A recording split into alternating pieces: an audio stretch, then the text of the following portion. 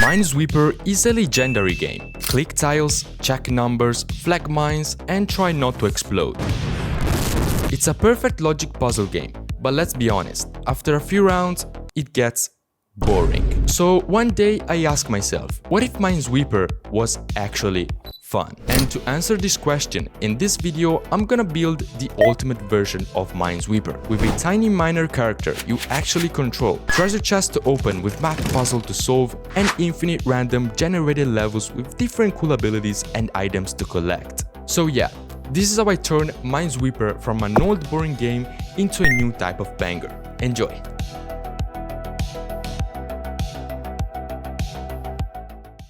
When I opened Unity and started the project, I was confident I could build the core logic in 10 minutes, but I was wrong.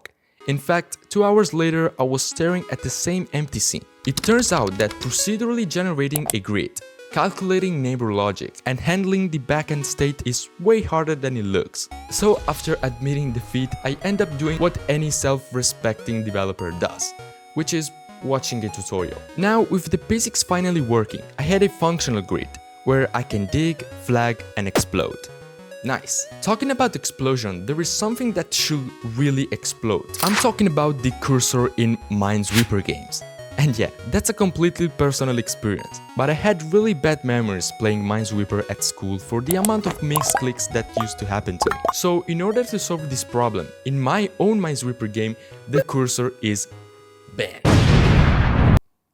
Instead, there is gonna be a tile aimer that you can move precisely on tiles using the arrow keys, flag by clicking F and dig by clicking D. Another thing that I never liked about the Minesweeper games is that they look all the same. So the next step is to create a random island generator in order to make infinite amount of levels to play with various different shapes. I made that every grid cell active randomly choose between 1 and 0, where 0 are the blue tiles, water, and 1 are the green tiles, ground, which are the ones where you can actually play on. And because not fitting in a game character nowadays feel kind of sad honestly, I designed a miner with the goal of reaching a treasure chest to open. So after smashing them into the scene, I gave to the character a simple walk function.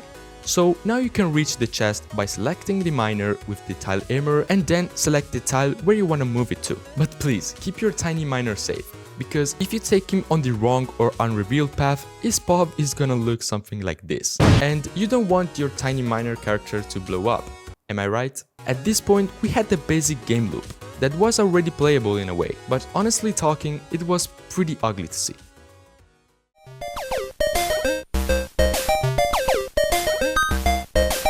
So, to improve my game design, I initially tried a standard pixel art look, with heavy post-processing to give it a bit of retro feel, and it was bad. So I scrapped all the art, went back to the drawing board and started cooking a clean, minimal, vector-based illustrative style.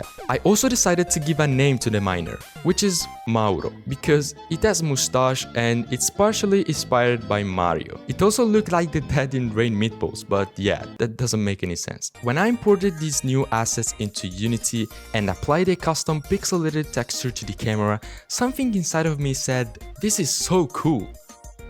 Whoa. So after approving the art style, I proceeded to add some animations for the tile aimer, the miner, and make some first little useless polishes, like this particle effect when you're walking around. Now the game was looking a little bit better and juicier than the original, but I knew it could become even better.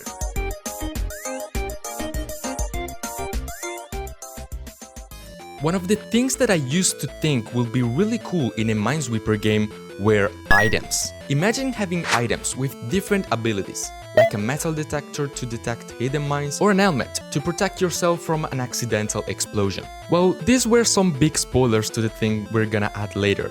For now, because I wanted also to add environmental stuff such as trees and rocks, I'm gonna add just an axe to chop down trees and a pickaxe to destroy big rocks. And as I said before, I've already designed other items, but I will add them in future devlogs. So if you're interested in the development of this game, make sure to leave a like and subscribe to the channel. After adding animation to the trees and added also a little bit of grass, the game was looking pretty cute now. But in order to use our items and store them correctly, we needed an inventory, where we can select the right item to use. So I added slots at the bottom of the screen. And no, if you think all of these slots are for the items inventory, you're actually wrong. Well, because my disturbed mind while playing the game in the editor comes up with the idea that opening a treasure chest just by reaching it was not fun enough and challenging enough, it decided to add math puzzles. Now, in order to unlock the chest and progress on next levels, you need to compile an equation, but it's not about writing a random equation with your keyboard.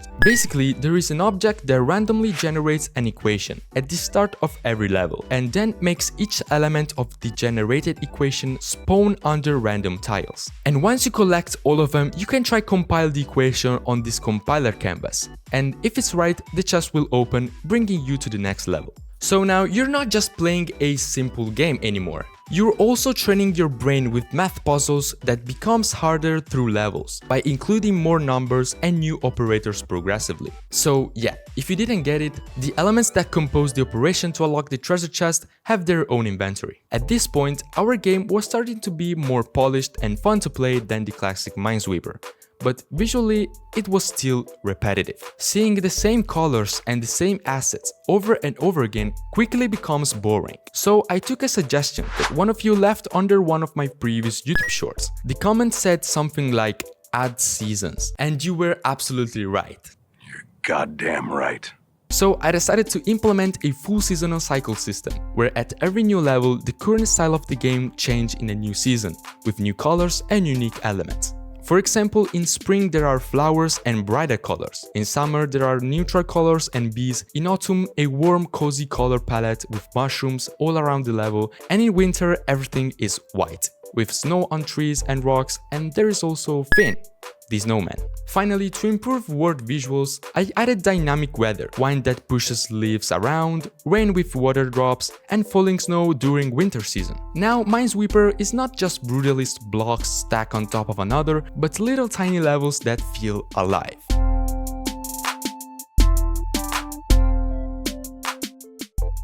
After implementing a full score system with combo function and high score tracking, improved overall juiciness, made the camera follow the tile aimer, added black clouds particles effects around the camera, and a position indicator when the miner stays off the view, I reinvented the entire panel for the chest opening, with new designs and smoother animations, with this lock that swing left and right, waiting to be opened. At this point the game was finally polished and fun to play. Also because I've added 2 new items you can find. A gold key to open the treasure without compile any operation, and an helmet to protect you from an accidental explosion. So the only left big chunk to add for the last piece of the puzzle were the roguelike elements, cards. And listen, this is what definitely separates my game from the classic Minesweeper. Right now, you're stacking up scores by digging tiles, using items, and opening treasure chests. And talking about treasure chests, this is exactly where the cards will coming from. Once you decided what card to pick, this little cool transition will play, taking you to the next level. Each card has its own different effect and its own different target, which could be the character, for example, upgrade your miner speed or defense, an item, upgrade the ability of a tool or increase the possibility to spawn. And lastly, the game rules. These literally change the rules of the game, like slowing down time or altering resources generation. And what makes the roguelike genre really addicting for the player is the feel of getting stronger. So I decided to make different cards design, based on their level: common, bronze, silver, gold, dark, and myth, where each type of rarity is not defined by the effect of the card itself, but by its level. So at the start of your run, all the cards are gonna be common, but after level them up by choosing them multiple times, you could have silver or gold or even dark cards. There is a card that makes the miner faster, a card that makes the miner extract the equation element from distance, and one that makes the player detect mines, which is probably my favorite and most overpowered. Finally, I wrapped everything up with a brand new dynamic main menu, with randomizer level as background and a very questionable logo. And yeah, I'm calling the game Minebuzz, because I don't know, it sounds pretty cool for a game. So yeah, this is how I turn Minesweeper from a 30-year-old logic puzzle game to a brand new banger game. I hope you guys enjoyed this devlog. If it is, smash the like button and subscribe to the channel. Thank you so much for watching, and we will see you in the next time. Bye!